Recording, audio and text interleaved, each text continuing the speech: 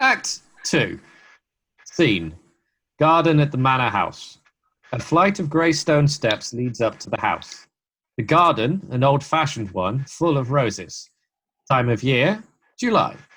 Basket chairs and a table covered with books are set under a young, large yew tree. Miss Prism, discovered seated at the table. Ceciliy is at the back, watering flowers. Ceciliy, surely such a utilitarian occupation as the watering of flowers is rather Moulton's duty than yours, especially at a moment when intellectual pleasures await you. Your German grammar is on the table. Pray open it at page 15. We will repeat yesterday's lesson. But I don't like German. It isn't at all a becoming language. I know perfectly well that I look quite plain after my German lesson. Child, you know how anxious your guardian is that you should improve yourself in every way. He laid particular stress on your German as he was leaving for town yesterday. Indeed, he always lays stress on your German when he is leaving town. Oh, dear Uncle Jack is so very serious.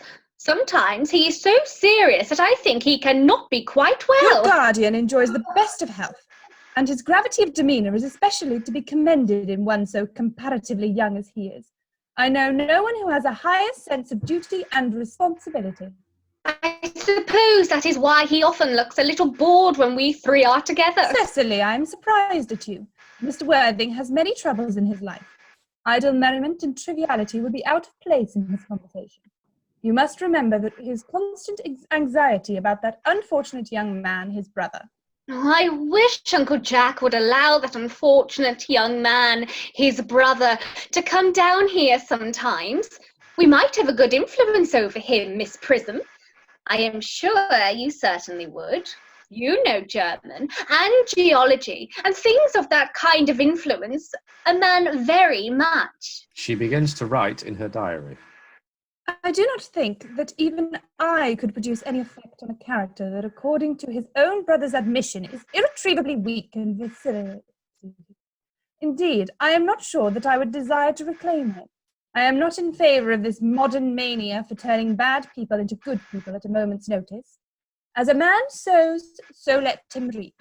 You must put away your diary, Ceciliy. I don't see why you should keep a diary at all. I keep a diary in order to enter the wonderful secrets of my life. If I didn't write them down, I should probably forget all about them. Memory, my dear Ceciliy, is the diary that we all carry with us. Yes, but it usually chronicles the things that have never happened and couldn't possibly have happened. I believe that memory is responsible for nearly all the 3-volume novels that Moody sends us. Do not speak slightingly of the 3-volume novel, Ceciliy. I wrote one myself in earlier days. Did you really, Miss Prism? How wonderfully clever you are. I hope it did not end happily. I don't like novels that end happily. They depress me so much. The good ended happily, and the bad unhappily. That is what fiction means. I suppose so.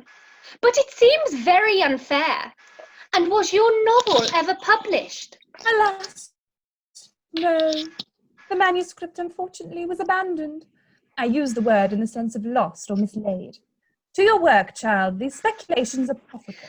But I see dear Dr. Chasuble coming up through the garden. Dr. Chasuble, this is indeed a pleasure. And how are we? Canon Chasuble. Sorry. Miss Prism, you are, I trust, well? Miss Prism has just been complaining of a slight headache. I think it would do her so much good to have a short stroll with you in the park, Dr. Chasuble. Ceciliy, I have not mentioned anything about a headache. No, dear Miss Prism, I know that, but I felt instinctively that you had a headache. Indeed, I was thinking about that, and not about my German lesson when the rector came in. I hope, Ceciliy, you are not inattentive. Oh, I am afraid I am. Oh, that is strange. Were I fortunate enough to be Miss Prism's pupil, I would hang upon her lips. I spoke metaphorically. My metaphor was drawn from bees. Mr. Worthing, I suppose, has not returned from town yet. We do not expect him until Monday afternoon. Yes, he usually likes to spend his Sundays in London. He is not one of those whose sole aim is enjoyment, as, by all accounts, that unfortunate young man, his brother, seems to be. But I must not disturb Egeria and her pupil any longer. Egeria? My name is Letitia, Doctor. A classical allusion merely, drawn from the pagan authors. I shall see you both, no doubt, at evensong. I think, dear Doctor, I will have a stroll with you. I find I have a headache after all, and a walk might do it good. With pleasure, Miss Prism, with pleasure. We might go as far as the school and back. That would be delightful. Cecily, you will read your political economy in my absence. The chapter on the fall of the rupee you may omit. It is somewhat too sensational. Even these metallic problems have their melodramatic side. Goes down the garden with Dr. Chasuble. Cecily picks up her books and throws them back on the table. Horrid political economy, horrid geography, horrid German. Enter Merriman with a card on a salver. Mr. Ernest Worthing has just driven up from over the station. He has brought his luggage with him. Mr. Ernest Worthing, B4, the Albany, W. Uncle Jack's brother? Did you tell him Mr. Worthing was in town? Yes, miss. He seemed very much disappointed. I mentioned that you and Miss Prism were in the garden. He said he was anxious to speak to you privately for a moment. Ask Mr. Ernest Worthing to come here. I suppose you had better talk to the housekeeper about a room for him. Yes, miss. He goes off. I have never met any really wicked person before. I feel rather frightened. I am so afraid he will look just like everyone else. Enter Algernon, very gay and debonair. He does. You are my little cousin Cecily, I'm sure. You are under some strange mistake. I am not little. In fact, I believe I am more than usually tall for my age. But I am your cousin, Cecily. You, I see from your card, are Uncle Jack's brother, my cousin Ernest, my wicked cousin Ernest. Oh, I am not really wicked at all, cousin Cecily. You mustn't think that I am wicked. If you are not, then you have certainly been deceiving us all in a very inexcusable manner. I hope you have not been leading a double life, pretending to be wicked and being really good all the time. That would be hypocrisy.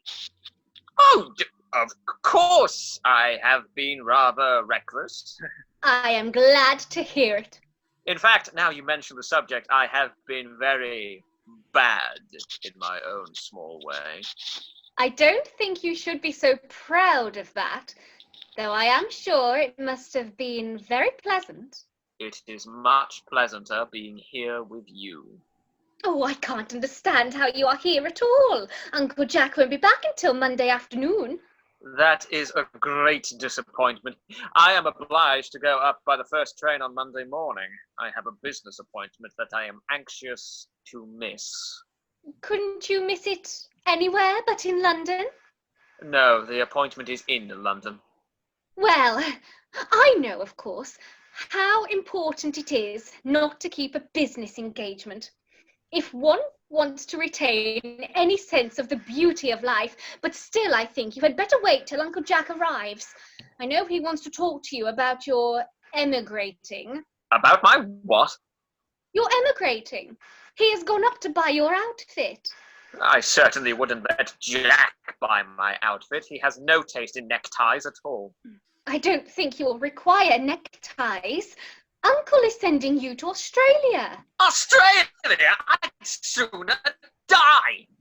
Well, he said at dinner on Wednesday night that you would have to choose between this world, the next world, and Australia. Oh, well, the accounts I have received of Australia and the next world are not particularly encouraging. This world is good enough for me, Cousin Cecily. Yes, but are you good enough for it? I'm afraid I'm not that. That is why I want you to reform me. You might make that your mission, if you don't mind, Cousin Cecily. I'm afraid of no time this afternoon. Well, would you mind my reforming myself this afternoon? It is rather quixotic of you, but I think I should try. I will. I feel better already. You are looking a little worse. That is because I am hungry. Oh, how thoughtless of me. I should have remembered that one is going to lead an entirely new life. One requires regular and wholesome meals. Won't you come in? Thank you. Might I have a buttonhole first? I never have any appetite unless I have a buttonhole first. A miracle nail? No, I'd sooner have a pink rose. Why? Because you are like a pink rose, Cousin Cecily. I don't think it can be right for you to talk to me like that. Miss Prism never says such things to me. Then Miss Prism is a short-sighted old lady. Cecily puts the rose in his buttonhole. You are the prettiest girl I ever saw. Miss Prism says that all good looks are a snare. They are a snare that every sensible man would like to be caught in. Oh, I don't think I would care to catch a sensible man. I shouldn't know what to talk to him about. They pass into the house. Miss Prism and Dr. Chasuble return. You are too much alone, Dr. Chasuble. You should get married. A misanthrope I can understand. A womanthrope, never. Believe me, I do not deserve so neologistic a phrase. The precept was, as well as the practice of the primitive church, was distinctly against matrimony. That is obviously the reason why the primitive church has not lasted up to the present day. And you do not seem to realize, dear doctor, that by persistently remaining single, a man converts himself into a permanent public temptation. Men should be more careful. This very celibacy leads weaker vessels astray. But is a man not equally attractive when married? No married man is ever attractive except to his wife. And often These of the woman. Maturity can always be depended on. Ripeness can be trusted. Young women are green. I spoke horticulturally. My metaphor was drawn from fruits. But where is Cecily? perhaps she followed us to the school. Enter Jack slowly from the back of the garden. He's dressed in the deepest mourning with crepe hatband and black gloves. Mr. Worthing! Mr. Worthing? This is indeed a surprise. We did not look for you till Monday afternoon. I have returned sooner than I expected, Dr. Chasuble. I hope you're well. Dear Mr. Worthing, I trust this garb of woe does not betoken some terrible calamity. My brother. More shameful deaths and extravagance? Still leading his life of pleasure. Dead.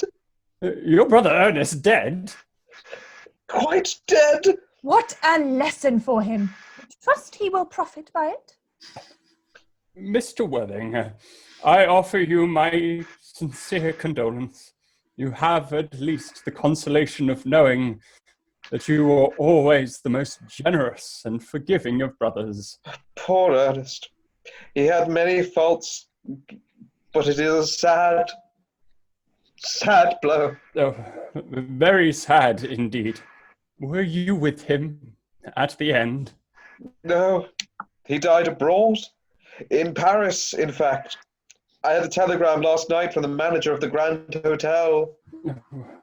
Was the cause of death mentioned?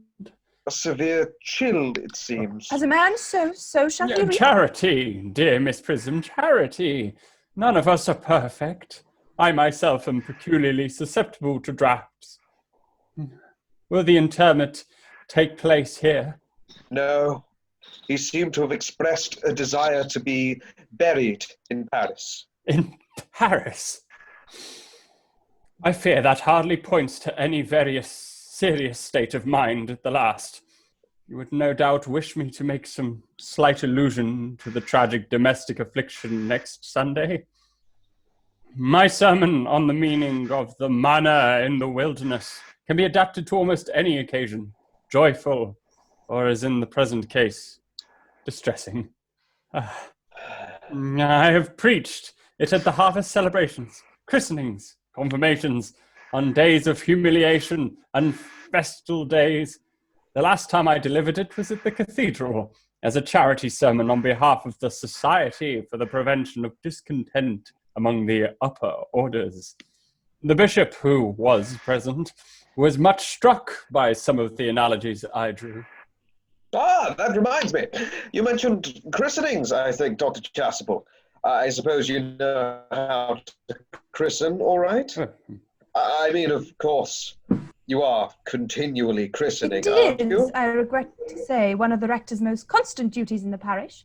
I have often spoken to the poorer classes on the subject, but they don't seem to know what thrift is. But is there any particular infant in whom you are interested, Mr. Worthing? Your brother was, I believe, unmarried, was he not? Yes. People who live entirely for pleasure usually are. But it is not for any child, dear doctor. I am very fond of children. No, fact is, I would like to be christened myself this afternoon, if you have nothing better to do. But surely, Mr. Worthing, you've been christened already. I don't remember anything about it. But have you any grave doubts on the subject?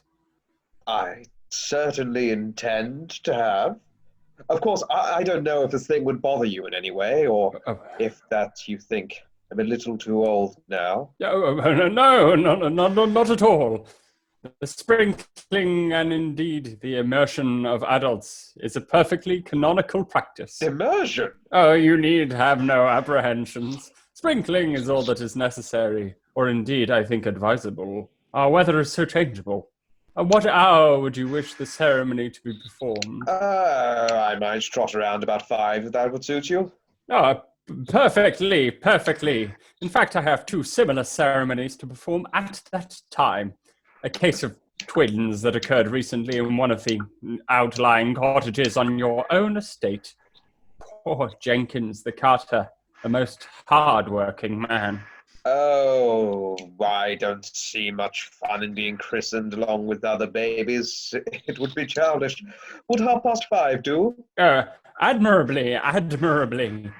And now, dear Mr. Worthing, I will not intrude any longer into a house of sorrow. I would merely beg you not to be too much bowed down by grief. What seems to us bitter trials are often blessings in disguise. This seems to me a blessing of an extremely obvious kind. Enter Ceciliy from the house. Uncle Jack! Oh, I am so pleased to see you back. But what horrid clothes you have got on! Oh, do go and change them. Ceciliy! My child. Goes toward Jack. He kisses her brow in a melancholy manner. What is the matter, Uncle Jack? Do look happy. You look as if you had a toothache, and I have got such a surprise for you. Who do you think is in the dining room? Your brother! Who? Your brother, Ernest! He arrived about half an hour ago. Oh, what nonsense. I haven't got a brother. Oh, don't say that. However badly he may have behaved to you in the past, he is still your brother. You couldn't be so heartless as to disown him. I'll tell him to come out, and you'll shake hands with him, won't you, Uncle Jack? Runs back into the house. These are very joyful tidings. After we had all been resigned to his loss, this sudden return seems to me peculiarly distressing. My brother is in the dining room. I don't know what it all means. I think it's perfectly absurd. Enter Algernon and Ceciliy hand in hand. They come slowly up to Jack. Good heavens. Brother John, I have come down from town to tell you that I am very sorry for all the trouble I have given you, and that I intend to lead a better life in the future. Uncle Jack, you are not going to refuse your own brother's hand. Nothing will induce me to take his hand. I think his coming down here is disgraceful. He knows perfectly well why. Oh, Uncle Jack, do be nice. There is some good in everyone. Ernest has just been telling me about his poor invalid friend, Mr. Bunbury, whom he goes to visit so often. And surely there must be much good in one who is kind to be an invalid and leaves the pleasures of London to sit by a bed of pain. Oh, he's been talking about Bunbury, has he? Yes, he has told me all about poor Mr. Bunbury and his terrible state of health. Bunbury? Well, I won't have him talk to you about Bunbury or about anything else. It is enough to drive one perfectly frantic. Of course, I admit that the faults were all on my side, but I must say that I think that Brother John's coldness to me is peculiarly painful. I expected a more enthusiastic welcome, especially considering it is the first time I have come here. Uncle Jack, if you don't shake hands with Ernest, I will never forgive you. Never forgive me. Never, never, never.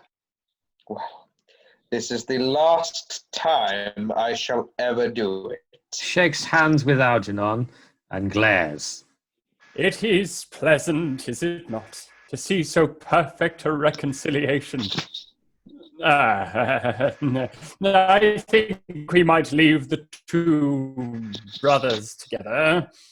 Ceciliy, you will come with us? Certainly, Miss Prism. My little task of reconciliation is over. You have done a beautiful action today, dear child. We must not be premature in our judgments. I feel very happy. They all go off. You young scoundrel, Algy. You must get out of this place as soon as possible. I don't allow any Bunburying here. Enter Merriman. I have put Mr. Ernest's things in the room next to yours, sir. I suppose that is all right? What? Mr. Ernest's luggage, sir. I have unpacked it and put it in the room next to your own. His luggage? Yes, sir. 3 portmanteaus, a dressing case, 2 hat boxes, and a large luncheon basket.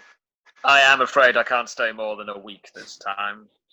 Merriman, order the dog cart at once. Mr. Ernest has suddenly called back to town. Yes, sir. Merriman goes back into the house. What a fearful liar you are, Jack. I have not been called back to town at all. Yes, you have. I haven't heard anyone call me. Your duty as a gentleman calls you back. My duty as a gentleman has never interfered with my pleasures in the smallest degree. I can quite understand that. Well, Ceciliy is a darling. You are not to talk of Miss Cardew like that. I don't like it. Well, I don't like your clothes. You look perfectly ridiculous in them. Why on earth don't you go up and change? It is perfectly childish to be in deep mourning for a man who is actually staying for a whole week with you in your house as a guest. I call it grotesque. You are certainly not staying with me for a whole week as a guest or anything else. You have got to leave by the 4:05 train. I certainly won't leave you so long as you are in mourning. It would be most unfriendly. If I were in mourning, you would stay with me, I suppose. I should think it very unkind if you didn't. Well, will you go if I change my clothes? Yes, if you are not too long. I never saw anybody take so long to dress with such little result. At any rate, that is better than being always overdressed as you are. If I am occasionally a little overdressed, I make up for it by being always immensely overeducated. Your vanity is ridiculous, your conduct an outrage, and your presence in my garden utterly absurd. However, you have got to catch the 4:05, and I hope you will have a pleasant journey back to town. This bunburying, as you call it, has not been a great success for you. Goes into the house. I think it has been a great success. I'm in love with Ceciliy, and that is everything. Enter Ceciliy at the back of the garden. She picks up the can and begins to water the flowers. But I must see her before I go and make arrangements for another Bunbury. Ah, there she is. Oh, I merely came back to water the roses. I thought you were with Uncle Jack. He's gone to order the dog cart for me. Oh, is he going to take you for a nice drive? He's going to send me away. Then have we got to part? I am afraid so. It's a very painful parting. It is always painful to part from people whom one has known for a very brief space of time. The absence of old friends one can endure with equanimity, but even a momentary separation from anyone to whom one has just been introduced is almost unbearable. Thank you. Enter Merriman. The dog cart is at the door, sir. It can wait, Merriman, for 5 minutes. Yes, miss. Exit Merriman. I hope, Ceciliy, I shall not offend you if I state quite frankly and openly that you seem to me to be in every way the visible personification of absolute perfection. I think your frankness does you great credit, Ernest. If you would allow me, I will copy your remarks into my diary. Goes over to the table and begins writing in the diary.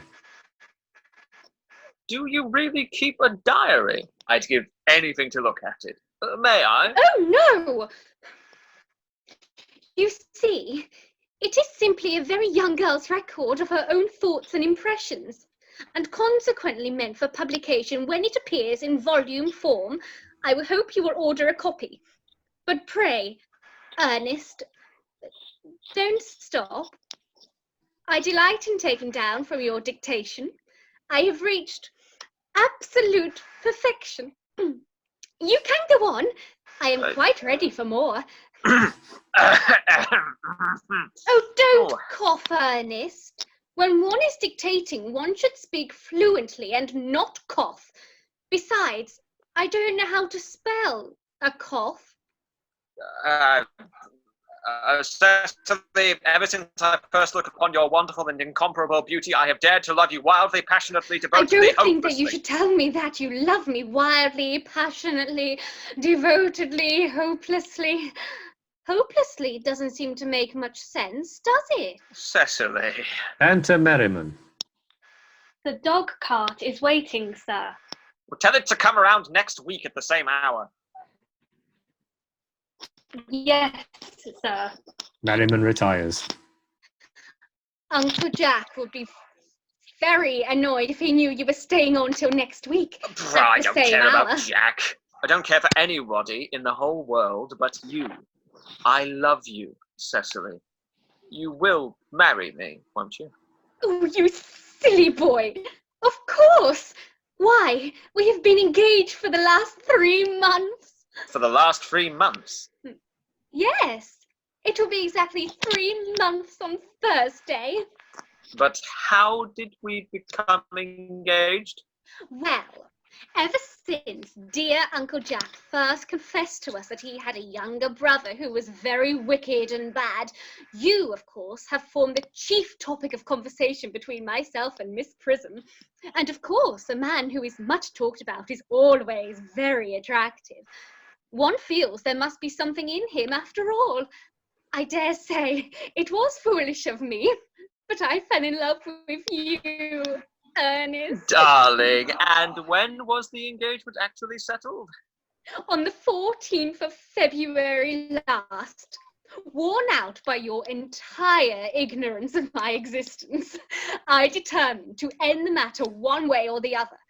And after a long struggle with myself, I accepted you under this dear old tree here. The next day, I bought this little ring in your name, And this is the little bangle with the true lover's knot I promised you always to wear. Did I give you this?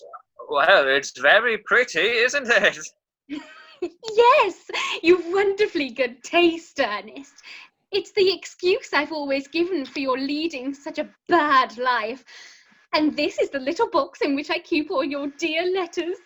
Kneels at table, opens box, and produces letters tied up with blue ribbon. My letters! Oh, but my own sweet Cecily, I have never written you any letters. You need hardly remind me of that, Ernest. I remember only too well that I was forced to write your letters for you. I wrote always 3 times a week, and sometimes oftener. Oh, do let me read them, Cecily. Oh, I couldn't possibly. They will make you far too conceited. The 3 you wrote me after I had broken off the engagement are so beautiful and so badly spelt that even now I can hardly read them without crying a little. But was our engagement ever broken off? Of course it was. On the 22nd of last March. You can see the entry if you like. Today I broke off my engagement with Ernest. I feel it is better to do so. The weather still continues. But charming. why on earth did you break it off? What had I done? I had done nothing at all. Cecily, I am very much hurt indeed to hear you broke it off, particularly when the weather was so charming. It would hardly have been a really serious engagement if it hadn't been broken off at least once. But I forgave you before the week was out. What a perfect angel you are, Cecily. You dear romantic boy. I hope your hair curls naturally. Does it? Yes, darling, with a little help from others. Oh, I am so glad. You'll never break off our engagement again, Cecily. I don't think I could break it off now that I have actually met. Besides, of course, there is the question of your name. Yes, of course. You must not laugh at me, darling, but it had always been a girlish dream of mine to love someone whose name was Ernest. There is something in that name that seems to inspire absolute confidence. I pity any poor married woman whose husband is not called Ernest. But, my dear child, do you mean to say you could not love me if I had some other name? But what name? Any name you like. Algernon, for instance. But I don't like the name Algernon. Well, my own dear, sweet, loving little darling, I really can't see why you should object to the name of Algernon. It is not at all a bad name. In fact, it is rather an aristocratic name. Half of the chaps who get into the bankruptcy court are called Algernon.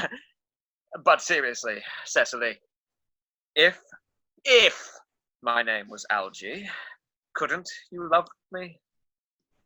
I might respect you, Ernest. I might admire your character. But I fear that I should not be able to give you my undivided attention. Cecily, your rector here is, I suppose, thoroughly experienced in the practice of all the rites and ceremonials of the church? Oh, yes. Dr. Chasuble is a most learned man. He has never written a single book, so you can imagine how much he knows. I must see him at once on the most important christening. I mean on most important business. Oh! I shan't be away more than half an hour.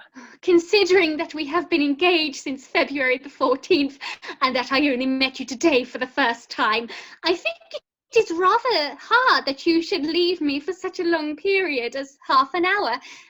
Couldn't you make it 20 minutes? I'll be back in no time. Ta-ra. He kisses her and rushes down the garden.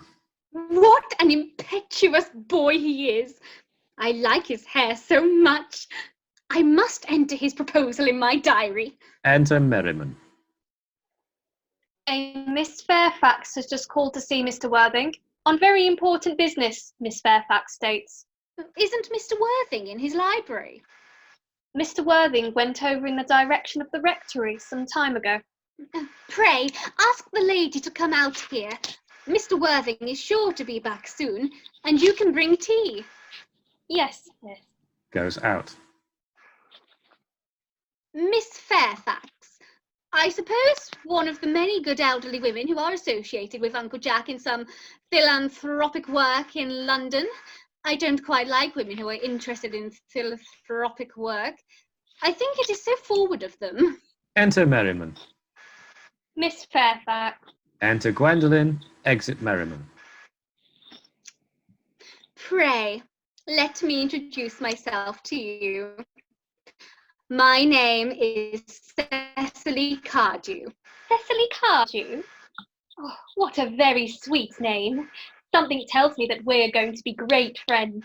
I like you already more than I can say. My first impressions of people are never wrong. How nice of you to like me so much after we have known each other such a comparatively short time. Pray, sit down.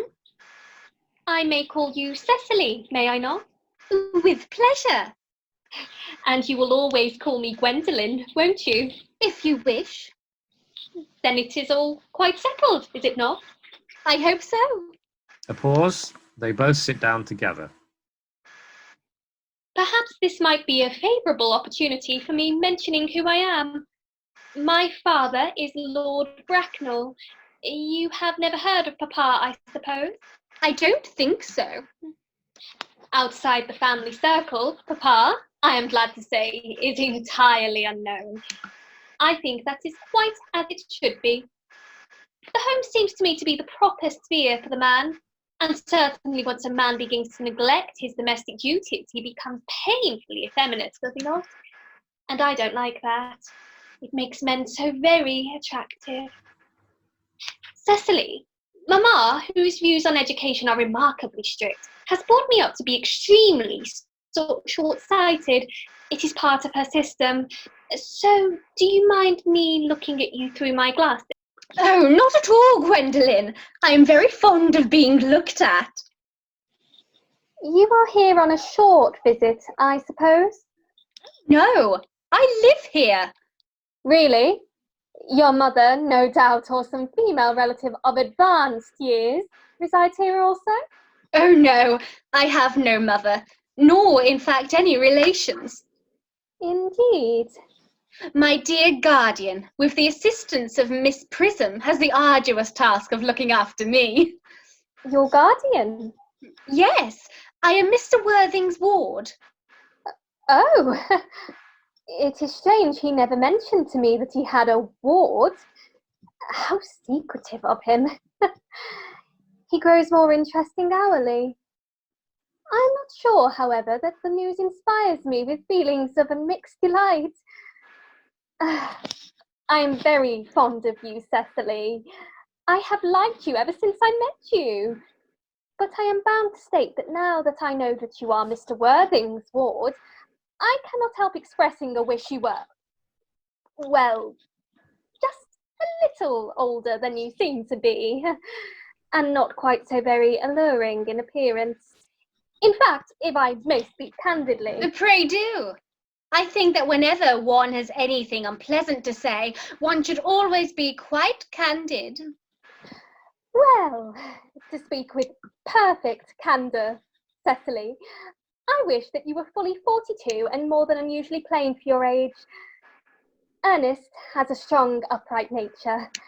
He is the very soul of truth and honour. Disloyalty would be as impossible to him as deception. But even men of the noblest possible moral character are extremely susceptible to the influence of the physical charms of others. Modern, no less than ancient history, supplies us with many most painful examples of what I refer to. If it were not so, indeed, history would be quite unreadable. I beg your pardon, Gwendolen. Did you say Ernest? Yes. But it is not Mr. Ernest Worthing who is my guardian. It is his brother, his elder brother. Ernest never mentioned to me that he had a brother. I am sorry to say they have not been on good terms for a long time.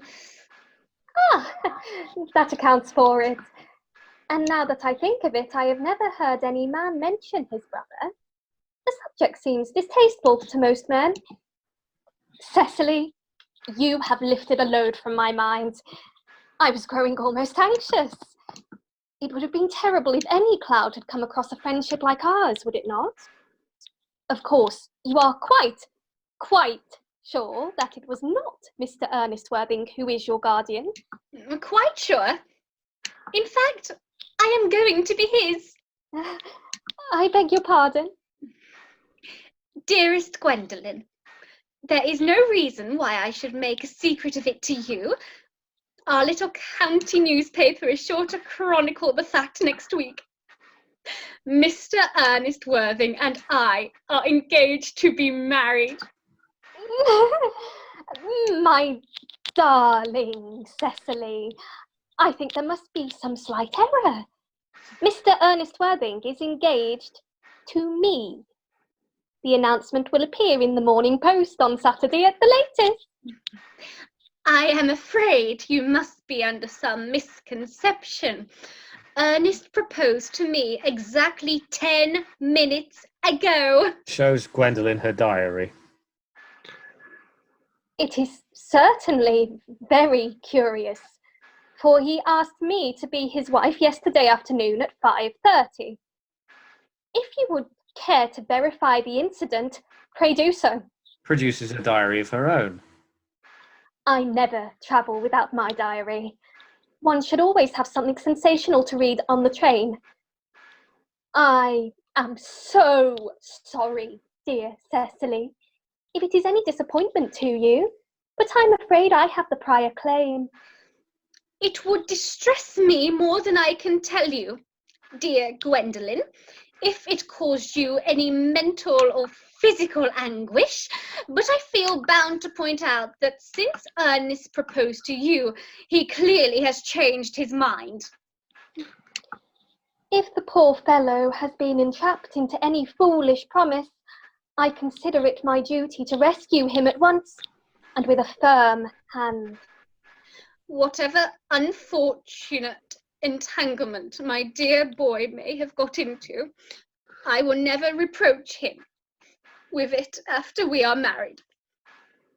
Do you allude to me, Miss Cardew, as an entanglement? You are presumptuous. On an occasion of this kind, it becomes more than a moral duty to speak one's mind. It becomes a pleasure. Do you suggest, Miss Fairfax, that I entrapped Ernest into an engagement? How dare you? This is no time for wearing the shallow mask of manners. When I see a spade, I call it a spade. I'm glad to say I have never seen a spade. It is obvious that our social spheres have been widely different. Enter Merriman, followed by the footman. He carries a salver, tablecloth, and plate stand. Cecily is about to retort. Shall I lay the tea here, as usual, miss? Yes, as usual. Merriman begins to clear and lay cloth. A long pause, during which Cecily and Gwendolen glare at each other. Are there many interesting walks in the vicinity, Miss Cardew? Oh yes, a great many. From the top of one of the hills quite close one can see 5 counties. 5 counties? I don't think I should like that. I hate crowds. I suppose that is why you live in town. Quite a well-kept garden this is, Miss Cardew. So glad you like it, Miss Fairfax. I had no idea there were any flowers in the country. Oh, flowers are as common here, Miss Fairfax, as people are in London. Personally, I cannot understand how anybody manages to exist in the country, if anybody who is anybody does. The country always bores me to death. Ah, this is what the newspapers call agriculture depression, is it not? I believe the aristocracy are suffering very much from it, just at present. It is almost an epidemic amongst them, I have been told. May I offer you some tea, Miss Fairfax? Thank you. Detestable girl. But I require tea. Sugar? No, thank you. Sugar is not fashionable anymore. Cecily looks angrily at Gwendolen, takes up the tongs, and puts 4 lumps of sugar into the cup. Cake or bread and butter? Bread and butter, please. Cake is rarely seen at the best houses nowadays. Cecily cuts a very large slice of cake and puts it on the tray. And that to Miss Fairfax. Merriman does so and goes out with the footman. Gwendolen drinks the tea and makes a grimace, puts down cup at once, reaches out her hand to the bread and butter, looks at it, and finds it is cake. Rises in indignation. You have filled my tea with lumps of sugar.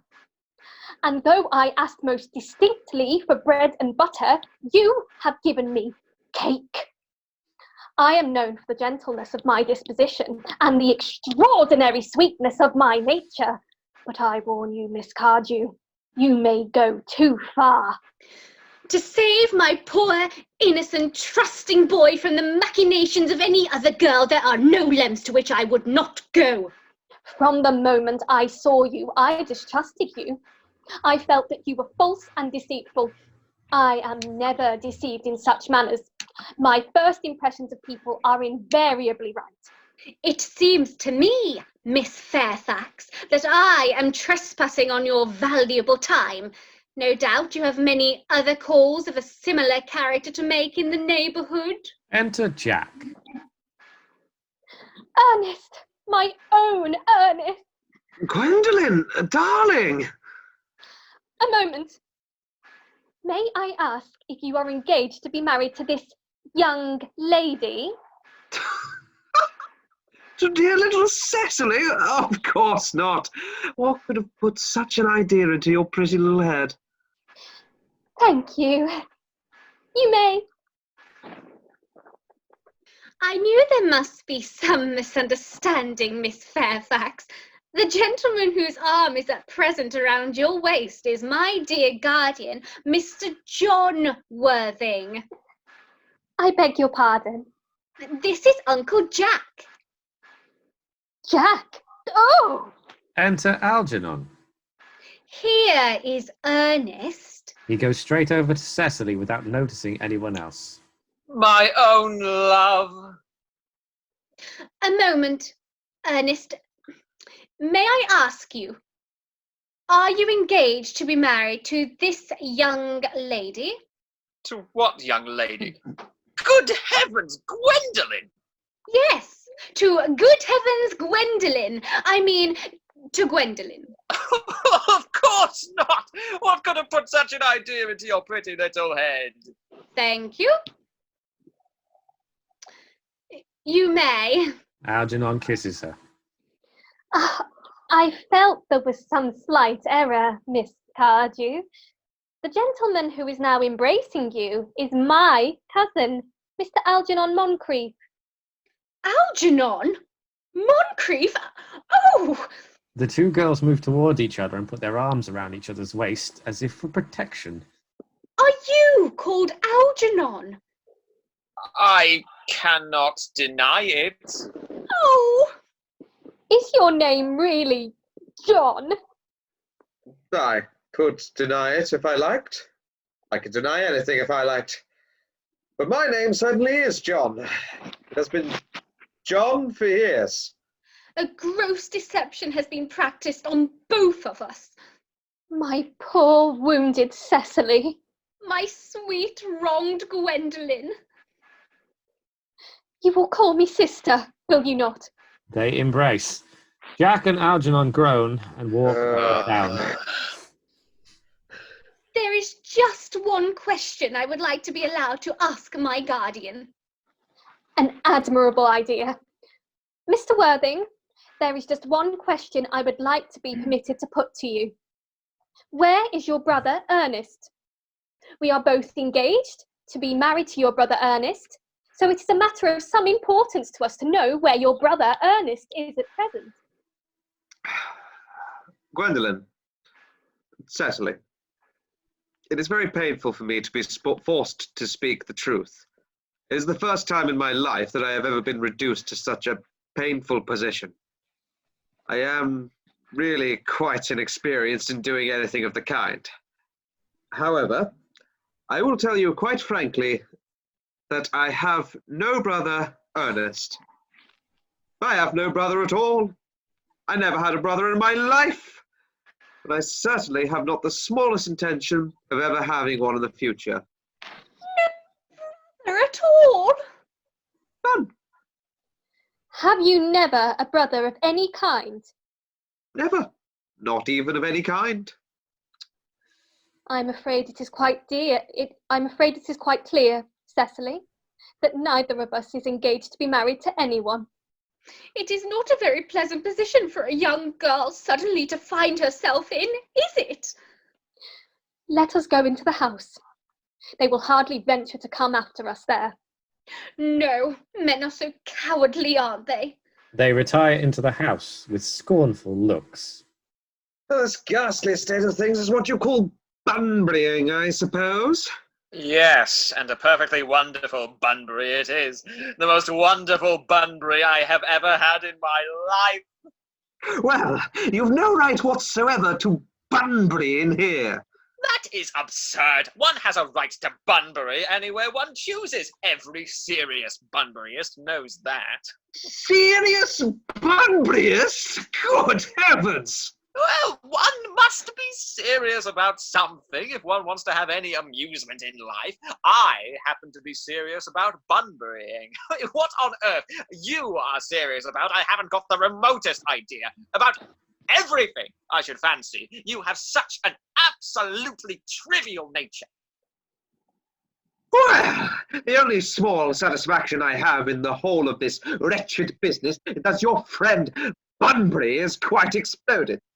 You won't be able to run down to the country quite so often as you used to, dear Algy, and a very good thing, too. Your brother is a little off colour, isn't he, dear Jack?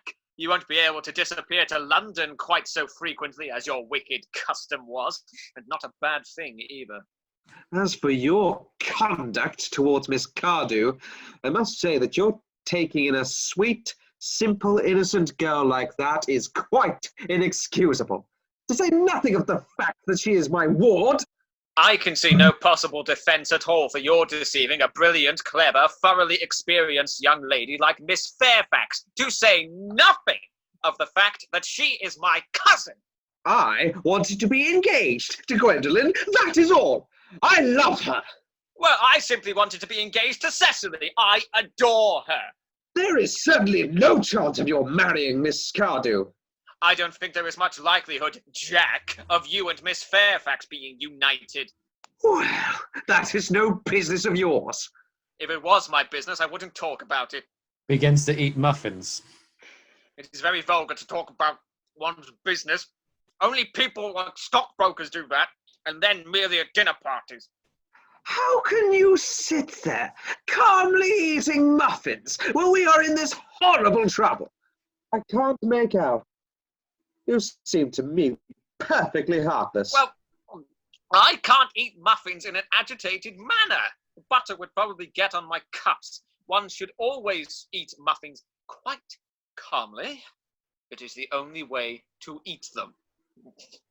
I say it's perfectly harmless. You're eating muffins at all under the circumstances. When I am in trouble, eating is the only thing that consoles me. Indeed, when I am in really great trouble, as anyone who knows me intimately will tell you, I refuse everything except food and drink. At the present moment, I am eating muffins because I am unhappy. Besides, I am particularly fond of muffins. Well, that is no reason why you should eat them all in a greedy way. Takes muffins from Algernon. Algernon offering tea cake. I wish you would have tea cake instead. I don't like tea cake. Good heavens! I suppose a man may eat his own muffins in his own garden. But you have just said it was perfectly heartless to eat muffins. I said it was perfectly heartless of you, the circumstances. That is a very different thing. That may be, but the muffins are the same. He seizes the muffin dish from Jack. Howsy, I wish to goodness you would go. You can't possibly ask me to go without having some dinner. It's absurd. I never go without my dinner. No one ever does, except vegetarians and people like that. Besides, I have just made arrangements with Dr. Chasuble to be christened at 5:45 under the name of Ernest. My dear fellow, the sooner you give up on that nonsense, the better. I had made arrangements this morning with Dr. Chasuble to christen myself at 5:30, and I naturally will take the name of Ernest. Gwendolen would wish it. We can't both be christened Ernest. It's absurd. Besides, I have a perfect right to be christened if I like. There is no evidence at all that I have ever been christened by anybody. I should think it's extremely profitable. I never was. And so does Dr. Chasuble. It is entirely different in your case. You have been christened already. Yes, but I have not been christened for years. Yes, but you have been christened. That is the important thing. Quite so. So, I know my constitution can stand it. If you are not quite sure about your ever having been christened, I must say I think it rather dangerous you're venturing on it now. It might make you very unwell. You can hardly have forgotten that someone very closely connected with you was very nearly carried off this week in Paris by a severe chill. Yes, but you said yourself that a severe chill was not hereditary. It usedn't to be, I know, but I dare say it is now. Science is always making wonderful improvements in things. Jack picks up is the muffin dish. Nonsense! You are always talking nonsense! Jack, you are at the muffins again. I wish you wouldn't. There are only 2 left. Takes them. I told you I was particularly fond of muffins. But I hate tea cake. Why on earth, then, do you allow tea cake to be served up for your guests? What ideas you have of hospitality. Algernon, I have already told you to go. I don't want you here. Why don't you go? I haven't quite finished my tea yet. There's still 1 muffin left. Jack groans and sinks into a chair. Algernon still continues eating. End of Act 2.